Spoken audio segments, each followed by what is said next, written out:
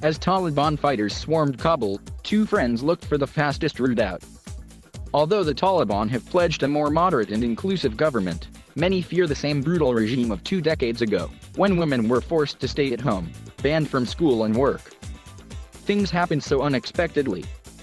Zahra and Sara were children when the Taliban last ruled Afghanistan in the 90s.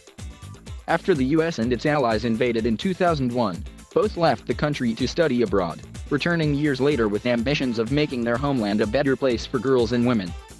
When they saw each other at the party 2 weeks ago, Taliban fighters had started conquering provincial cities, but they still seemed a long way from the capital. The pair and their friends wanted to enjoy their freedom while they could.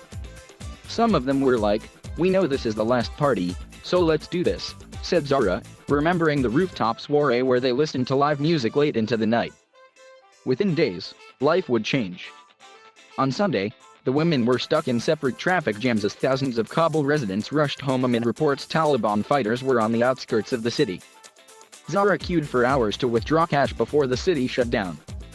That night, the Taliban occupied the presidential palace, taking photos of themselves crowding around the wooden disc of departed President Ashraf Ghani.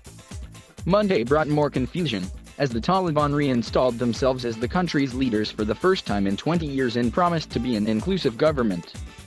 Few believed their assurances. By Tuesday, Sara and her husband had packed up their apartment, taking what they could carry in 2 backpacks and leaving the rest of their possessions with relatives. As they drove to the airport, they spotted a few Afghan flags representing the former US-backed government, giving them some comfort that not all was lost. Outside the airport, a Taliban fighter fumbled with the road sign in an attempt to direct traffic. "We laughed, and the Taliban saw us," she said. They got angry. They were saying, "Why are you thinking that he cannot guide traffic here? Why are you laughing?" We were like, no, he's doing a really good job, we are not laughing at him," she said. The young fighter had given the impression he had never seen a busy city before, Sara said.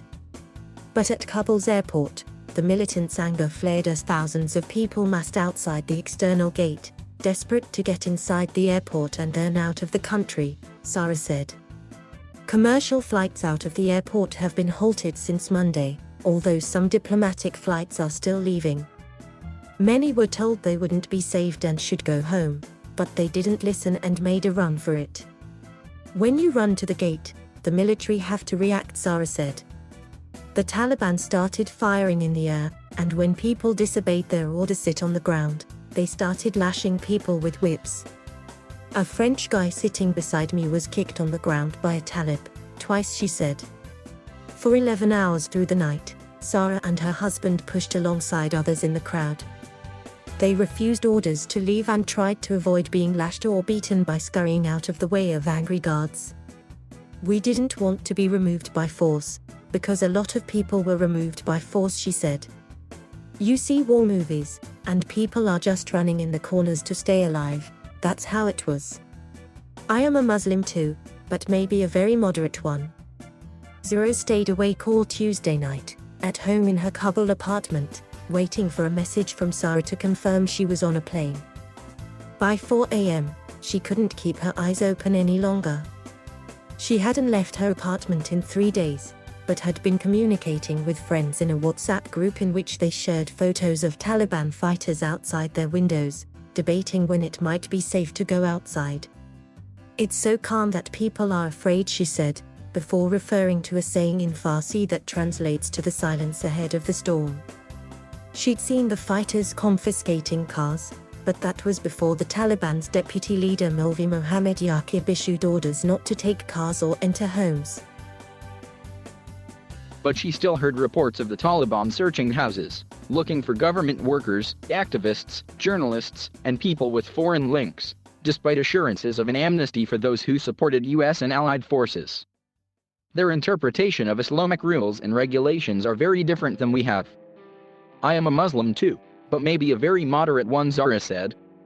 Already, it's clear life will be different from the decades spent under the US-backed government. Roads are closed and guarded by the Taliban, who say they'll be guided by Sharia law, but haven't specified crimes and punishments.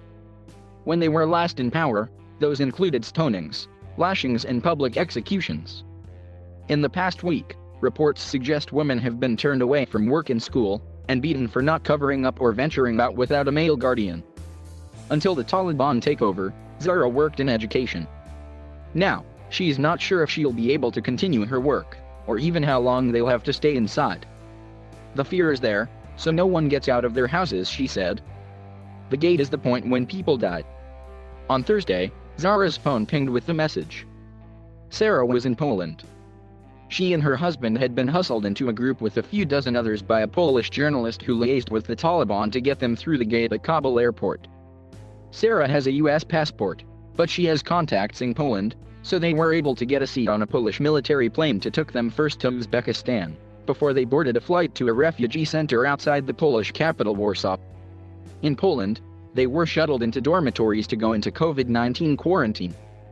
Afghanistan has reported more than 150,000 coronavirus cases since the start of the pandemic, and although Sara has been vaccinated against COVID-19, she lost the vaccination card to prove it. But she worries more about her mother still in Kabul, who was too ill to consider running the gauntlet of the Taliban guards at the airport gate. Getting into the gate was extremely hard.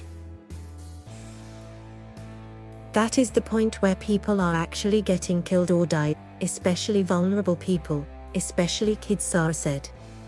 As of Thursday, at least 12 people had been killed in and around Kabul airport, Reuters reported, citing NATO sources and Taliban officials. 2 days after her friend fled, Zahra decided it was time to leave, too. But when she arrived, she found she couldn't get anywhere near the airport gate. The crowds were too thick, so she reluctantly returned home. On Friday, she tried again. The last message on her progress came from Sara as the clock ticked over to Saturday, Kabul time. She is in the airport. I heard that she may leave soon.